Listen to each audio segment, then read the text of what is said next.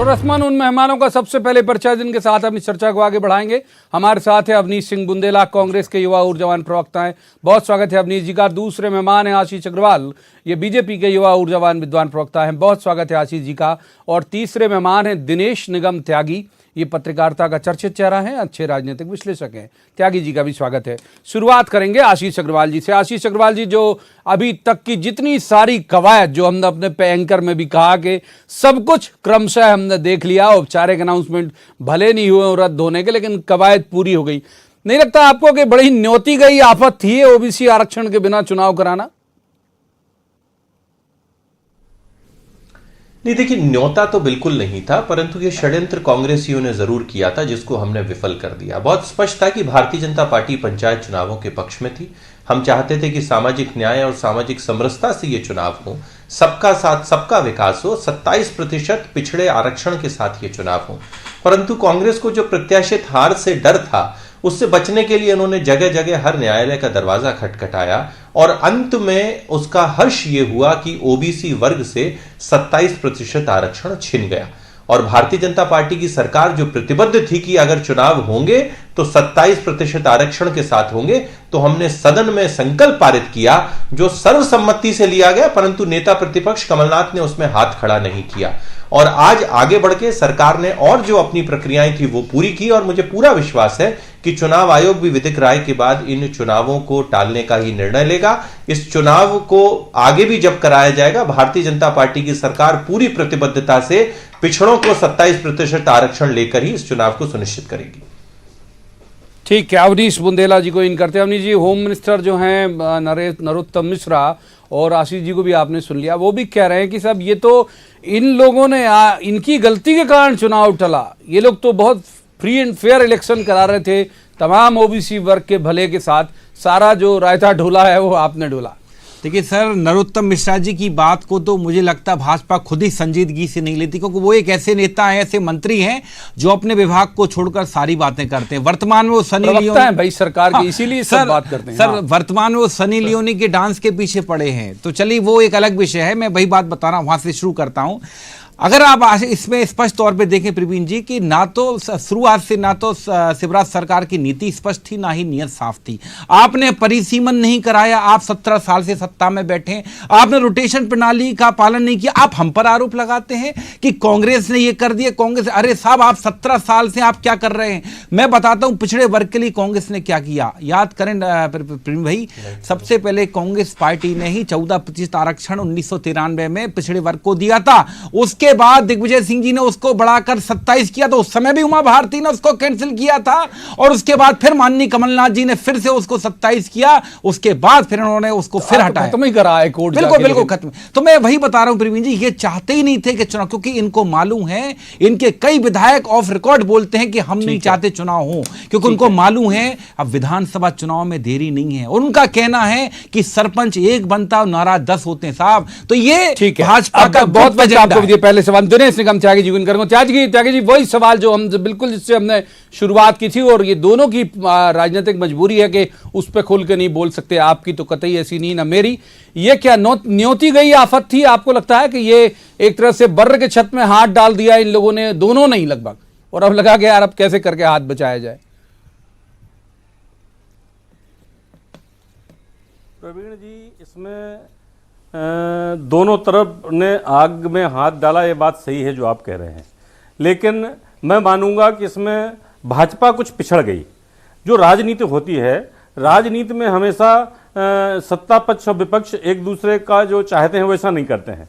कमलनाथ जी ने जो परिसीमन किया, कमलनाथ जी ने जो आरक्षण किया, सरकार चाहती थी उसके अनुसार चुनाव न हो, इसलिए सरकार अध्यादेश ले आई। कमलनाथ ने जो किया था उसको कैंसिल कर दिया।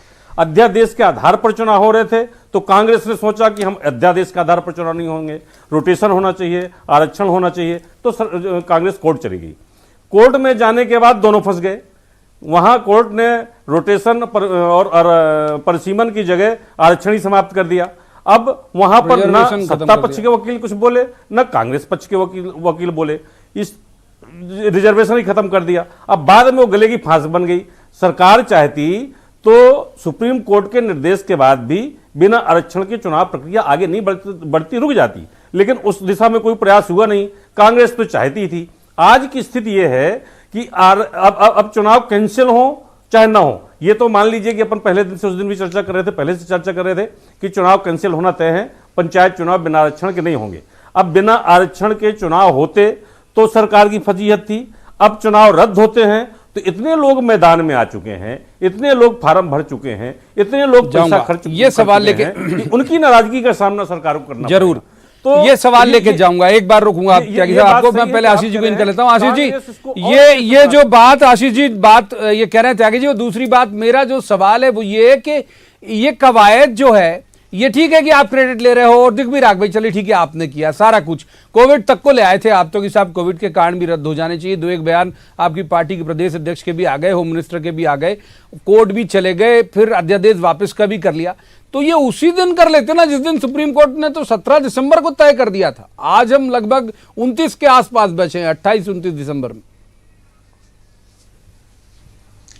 देखिए, मुझे लगता है कि विधानसभा का सत्र उस समय नजदीक था और ये जो संकल्प है वो इस मध्य प्रदेश के हर चुने हुए जनप्रतिनिधि के डेस्क के सामने से निकले। इसके लिए हमने विधानसभा सत्र में सर्वसम्मति से इस निर्णय को पारित कराया और उसमें चर्चा भी आमंत्रित की और उसमें आपको सहज रूप से यह समझ भी आया होगा किस तरीके से कमलनाथ जी असहज दिखे।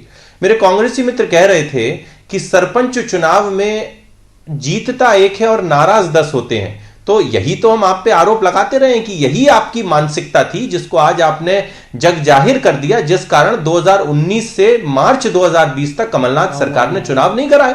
आपने तो परिसीमन की प्रक्रिया 2019 जनवरी में प्रारंभ की थी और उसके बाद आप 14 महीने तक क्यों हाथ पे हाथ रखे बैठे रहे? क्योंकि आपको मालूम था कि आपकी अल्पमत की सरकार इन चुनाव को होने के बाद टिक नहीं पाएगी और उसके बाद आपने जो परिसीमन किया वो अपने आप में विवादास्पद और विवादों से घरा है। नॉर्मल जो परिसीमन होती है उसमें 100-125 पंचायतें प्रभावित होती हैं, आपने 1200 पंचायतें प्रभावित कर दी। तो आपका तो हर कदम ही शक की निगाह से घिरा होना चाहिए और ओबीसी को शक की निगाह से घिरा होता है। जवाब लेता के तहत जो आप आशीष जी की बात का जवाब दें। प्रवीण जी, एक मेरा सवाल ले लीजिए जो हमने अपने पैकेज में किया, अभी जो मैं कह भी रहा हूं कि इस मामले में त्यागी जी भी सहमत है।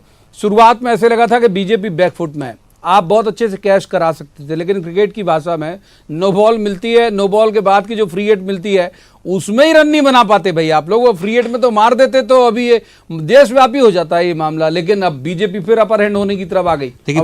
देखिए प्रवीण जी, पहले तो मैं आशीष जी की बात के ऊपर कह दूं कि उल्टा चोर कोतवाल को डांटे, मतलब 14 महीने में आप सब कुछ कराना चाहते थे लेकिन 17 साल में आप हाथ पे हाथ धरे बैठे रहे। बहुत अच्छी बात है, इससे साबित होता है कि ये भाजपा काम करने में कितनी निकम्मी और नाकारा है। प्रवीण जी, पहली बात का जवाब। अब दूसरी बात प्रवीण जी, आप जो कह रहे हैं आपकी बात से मैं सहमत हूं, लेकिन प्रवीण जी आप जानते शुरुआत से कांग्रेस कभी भी इस तरह की राजनीति नहीं करती। देखिए हम मानते हैं कि ओबीसी वर्ग, हम तो ये मानते हैं कि ओबीसी वर्ग की लड़ाई लड़ने के लिए हम तैयार हैं, लेकिन ओबीसी वर्ग हमारे लिए राजनीति का विषय नहीं है कि हम उनके ऊपर राजनीति करें। हां, हम अदालत गए, हम ओबीसी वर्ग के हितों के लिए अदालत गए। हम आज नहीं, हम पहले भी जाते रहे। हमने 14 किया, हमने 27 किया, आपने क्या किया? सब कई तरह से कदम चला आपने, कई बार तो वो नहीं किया आपने, कहा हम तो गए नहीं। पहले आप कह रहे थे तनखा जी तो वकील हैं। सर मैं अभी की बात, कांग्रेस नहीं गई कह रहे थे आप। आज की बात नहीं कह रहा हूं, मैं शुरुआत से बात